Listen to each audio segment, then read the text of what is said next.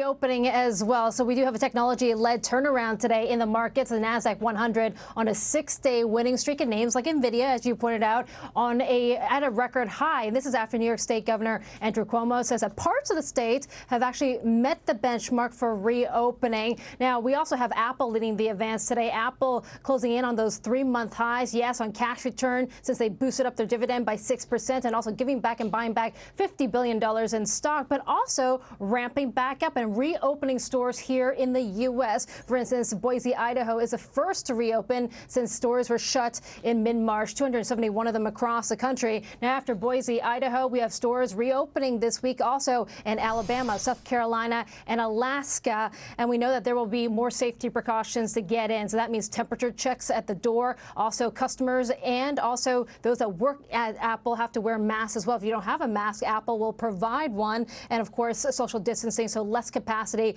within these stores. And we also talked about the ramp up for one of America's biggest companies with Apple's chief operating officer, number 2 behind Tim Cook, who says that stores will be reopening. Listen.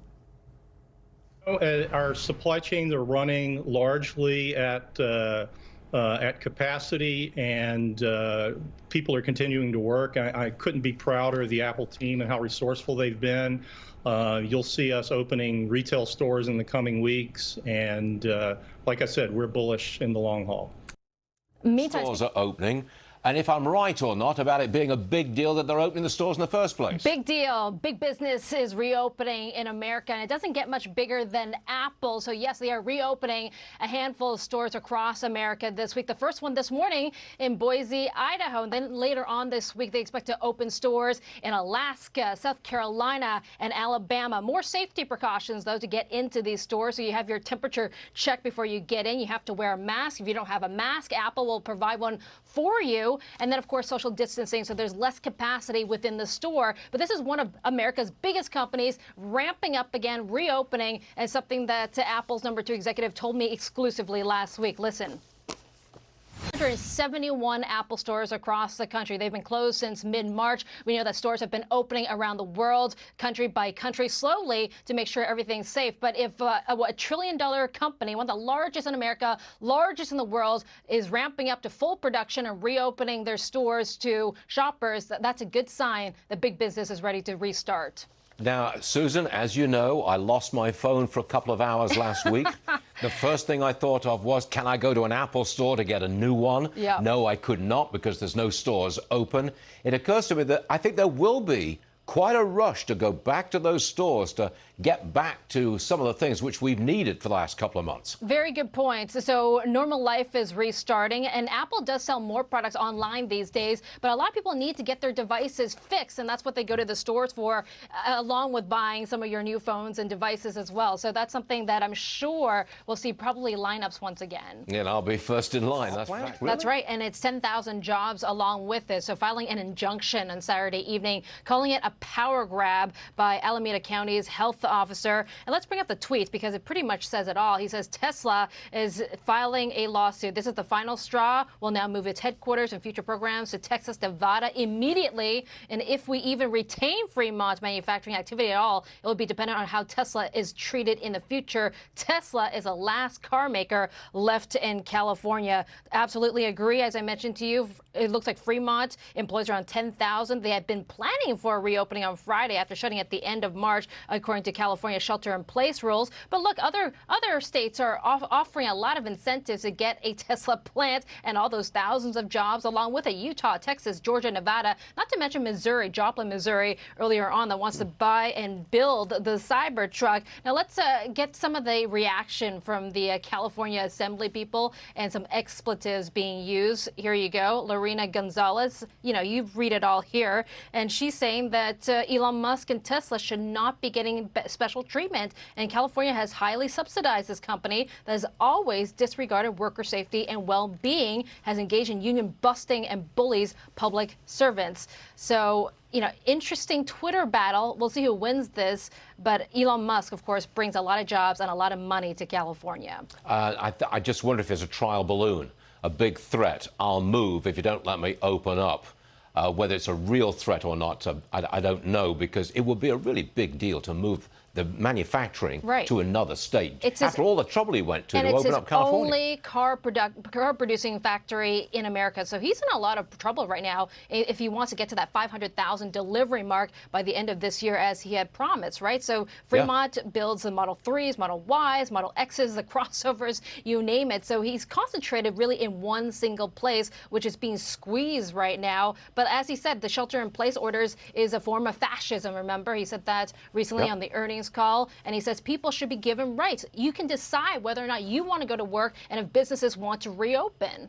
Yeah, it's the reopening dilemma. Texas, Nevada, Utah, Georgia, they've all raised their hands saying, why don't you come here instead? And that's because Tesla contributes about $5 billion to the California economy, supporting 51,000 jobs and suppliers and other parts of the indirect job economy. So Utah, Texas, Georgia, Nevada saying, come here instead. Don't forget, Nevada already has a gigafactory, and they paid up $1.3 billion in tax incentives to get that battery factory over there. That was the 15th largest nationally, and they foregone property taxes, sales taxes, and some say that that's probably the allure that you need in order to bring another Tesla facility to your state. The biggest in history, you're going to like this, Stu, is the one that Boeing signed with Washington State, $8.5 billion in total incentives. And it goes to the Intel Thunder port that's available in millions of PCs sold before the year 2019. And in the hands of an experienced hacker, all it takes is 5 minutes with a few $100s worth of kit, a screwdriver, and a portable hard drive. And that's all it takes to basically hack into your computer, read, copy all of your data, even if your drive is encrypted or your computer is locked and set to sleep. This is what they call an evil maid attack, meaning that your computer's at risk either in the office or a hotel room, that there has to be some physical access, an access point in order to get this type of information and this hack to be, I guess, accessed. So what do? Well, you increase your default settings to higher standards on your Thunder port from Intel, or you can even just erase all of it off your PC. But this sounds pretty scary, doesn't it? But only a few small percentage of PCs are actually at risk. Forgive me, Susan, but I haven't a clue what you're talking about. But it was a very interesting story, nonetheless. Well, I explained it very clearly. Yes, you did. You did. Okay. But I'm just not a technical guy. You know that. All right. Thanks, Susan.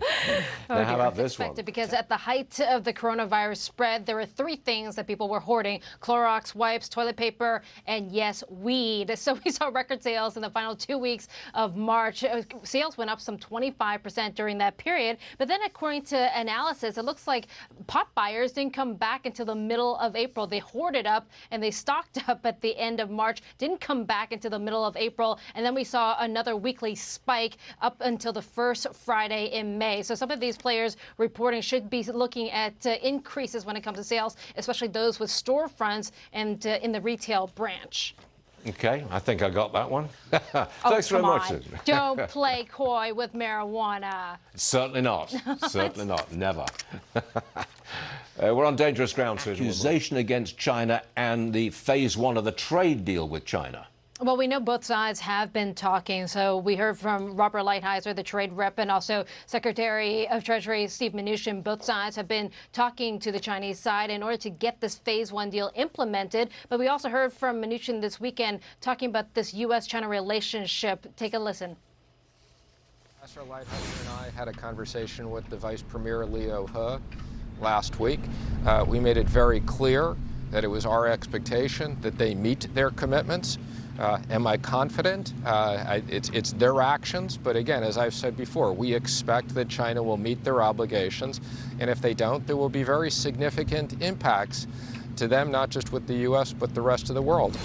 And what are those obligations? That means spending $200 billion over the next 2 years in expenditures on energy, also on farm goods as well. We know that they've been buying a lot of farm goods, possibly to maybe resupply and restock some of their food chains, since we know there has been an epidemic amongst the swine population or the pork population there in China. But in terms of IP, intellectual property protection, that's also still in question as well. And will phase 1 translate into phase 2? We still have 25% tariffs, by the way, on close to $300 billion worth of Chinese goods. Well, tell me about the chip makers, because I believe it's the administration's intention to take chip making out of China and bring it back to the United States.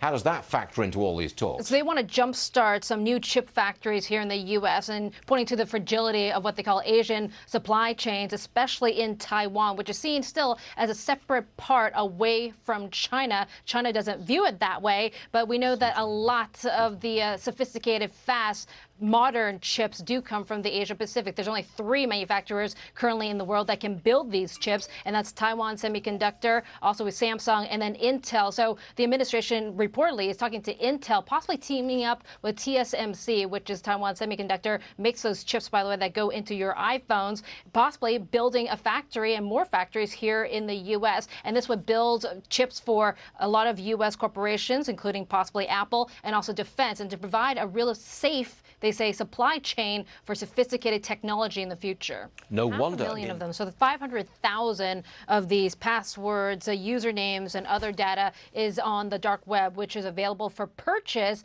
by cyber criminals. And this includes employees at major banks like Citibank and Chase, according to these reports. And we know that several companies, including Google, Tesla, even NASA, the UK government, the US Senate, Taiwan, have banned the use of Zoom because of concerns of security. And we know that Zoom itself and the founder, Eric Yuan, has embarked on this 90-day security plan, hoping to beef up security, since we've heard of Zoom bombing, which is also now part of the zeitgeist as well, since 300 million daily active participants are on a Zoom meeting. So Zoom has a lot to, I guess, repair for in terms of security, but that still hasn't stopped the stock, which is up 5% today and doubling so far this year. Well, like Ray Huang's seen research? Well, the FBI and the Department of Homeland Security could be on the verge of issuing a warning saying that China might be hacking into and working to steal American intellectual property when it comes to health information and the development of coronavirus vaccines. And this is according to reporting in the New York Times and also the Wall Street Journal. Apparently, the warning has not been finalized. It still may change. It may not be released. But we have heard from the Trump administration and the White House and also the State Department accusing China, first of all, of not notifying the world earlier on in terms of the spread and the development of coronavirus, and also repeatedly saying that China has stolen billions in terms of intellectual property each and every year, including sensitive information when it comes to biomedical research. And we know that there's been a serious deterioration, Stu, of the relationship between the 2 largest economies in the world. And that's pretty much the overhang that we've seen on the stock market the last few weeks. It's true. Susan, thank you. Doing great. Obsessed with The Last Dance on ESPN and Michael Jordan's career in the 1990s. You know, there are people that, relatively speaking, are young enough that they don't remember that era. So it's nice to get caught up once again.